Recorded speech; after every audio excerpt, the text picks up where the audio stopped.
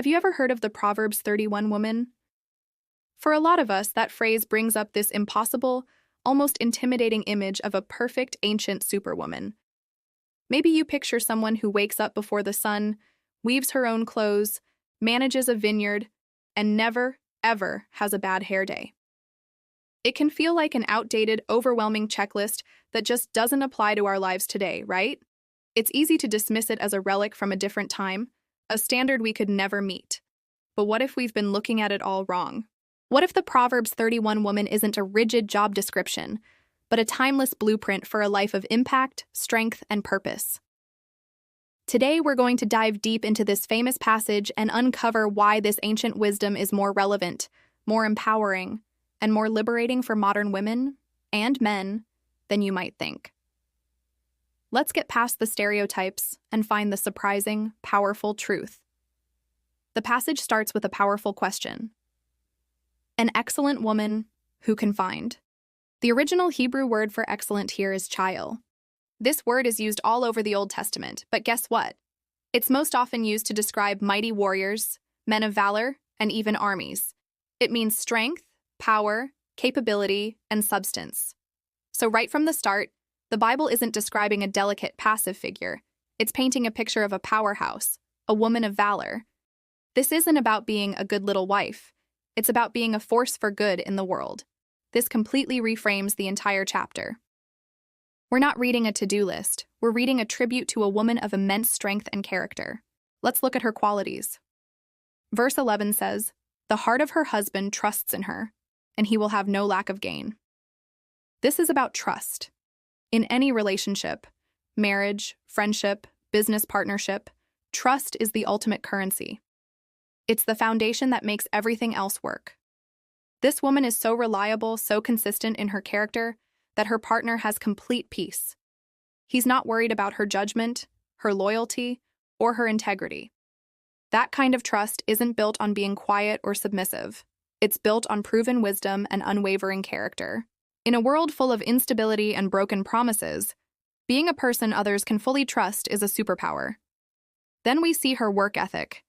Verses 13 and 14 say, "She works with her hands in delight, and is like the merchant ships. She brings her food from afar." She's resourceful and industrious. This isn't drudgery. She finds joy and purpose in her work. She's not just waiting for life to happen to her, or for someone else to provide everything. She's actively creating, building, and contributing. The reference to merchant ships is incredible. It suggests she's globally minded, strategic, and goes the extra mile to provide the best for her household. She's not just popping down to the local market. She's sourcing, planning, and thinking ahead. In today's world, this translates to being a lifelong learner, a proactive problem solver, and someone who brings value to her team, her family, and her community. And she's no pushover, especially in the mornings. Verse 15 says, "She also rises while it is still night and gives food to her household." This is the ancient version of crushing your morning routine. But it's not just about waking up early. It's about leadership. She's up, organizing the day, and providing for her team, her household, before the chaos begins. She sets the tone. This is about discipline and a sense of responsibility. She understands that her actions have a ripple effect on everyone around her. She's the CEO of her domain, and she takes that role seriously, ensuring everyone is set up for success. Now, let's talk about money. This is where the Proverbs 31 woman really shatters the 1950s housewife stereotype. Verse 16. "She considers a field and buys it. From her earnings, she plants a vineyard." Verse 18. "She senses that her gain is good. Her lamp does not go out at night." And verse 24. "She makes linen garments and sells them, and supplies belts to the tradesmen."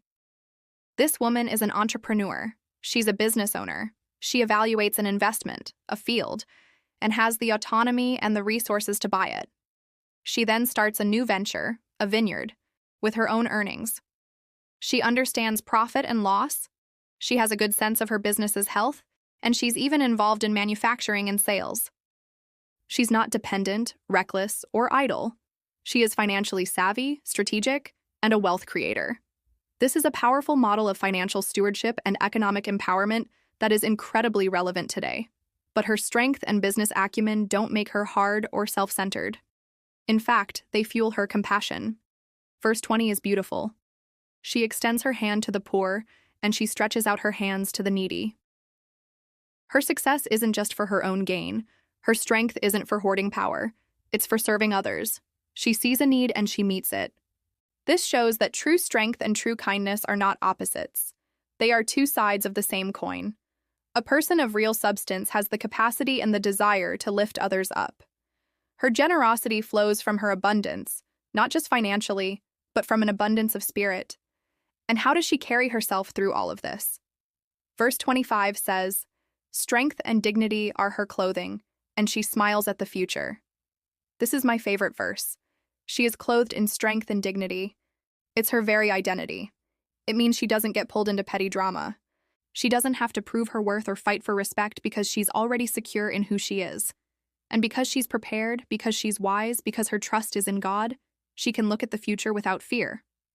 She's not anxious about what's to come because she knows she has the strength to handle it and that her ultimate security is not in her own abilities, but in her faith. She responds to life. She doesn't just react to it. Her words also carry weight. Verse 26 says, "She opens her mouth in wisdom, and the teaching of kindness is on her tongue." She's not just smart, she's wise, and her wisdom is delivered with kindness. She's a teacher, a mentor, a guide. Her words build people up, they don't tear them down. In an age of social media hot takes and constant outrage, the discipline to speak with wisdom and kindness is a lost art. She understands the power of her words and uses them to heal, to instruct, and to encourage. The result of this life of character and contribution? She is honored by the people who know her best. Verses 28 and 29 say, "Her children rise up and bless her, her husband also, and he praises her, saying, 'Many daughters have done nobly, but you excel them all.'" This praise isn't because she's a perfect performer who checks all the boxes. It's a natural, overflowing response from a family that has been deeply blessed by her love, her strength, and her wisdom. They don't just love her, they respect her, they admire her. Her legacy is written in the lives of the people she has nurtured. And then we get to the grand finale, the core of it all. Verse 30. "Charm is deceitful and beauty is vain, but a woman who fears the Lord, she shall be praised." This is the secret ingredient. This is the foundation upon which everything else is built. Her incredible competence, her compassion, her character, it all flows from one source, her reverence for God. External charm can be manipulative. Physical beauty fades, but a life centered on God has a substance and a depth that lasts. This fear of the Lord isn't about being scared of God. It's about a deep awe, respect, and love for Him that aligns her entire life with His purposes. It's the anchor that keeps her steady, the compass that guides her decisions. So, when you look closer, Proverbs 31 isn't a restrictive list of gender roles at all. It's a celebration of kingdom character that looks good in any century, on any person. It's about integrating competence with compassion. It's about being resourceful and generous. It's about being wise in your work and your words. It's about building a life of substance, not just appearance. This isn't a woman who is passive or ornamental. She is a strategic, spiritually grounded leader who brings blessing to everyone in her sphere of influence. Whether you are a man or a woman, a student or a CEO, single or married, these are qualities we can all aspire to. It's a call to be a person of valor, a person of substance, whose life is built on the rock-solid foundation of a relationship with God. That is a vision of excellence that is truly timeless. Thank you so much for watching. What part of the Proverbs 31 character resonates most with you today? Let me know in the comments below. And if this video encouraged you, please give it a like and subscribe for more content that dives deep into ancient wisdom for modern life. See you next time.